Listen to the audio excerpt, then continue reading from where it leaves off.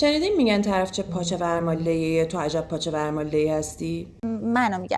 خب این همونجور که مشخصه حرف خوبی نیست. ولی اصلا یعنی چی؟ من الان میخوام بهتون معنیشو بگم.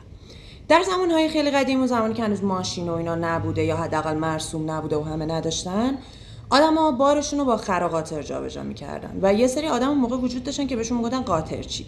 مسئول این خر و قاطرها بودن. این قاطرچی‌ها دو تا مشخصه خیلی مهم داشتن. یکی این که بسیار آدمای بی‌تربیت، بددهن و بیچاک دهنی بودن و مشخصه دومشون این بوده که پاچه شلوارشون رو برای اینکه توی زمین خاکی و مسیرایی که میرفتن کثیف نشه، خراب نشه، اینجوری لوله میکردن، میآوردن بالا تا دم زانوشون. به اصطلاح پاچه‌شون رو ور میمالیدن.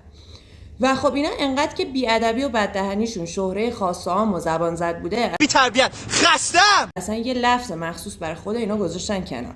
پاچه ورمالیده.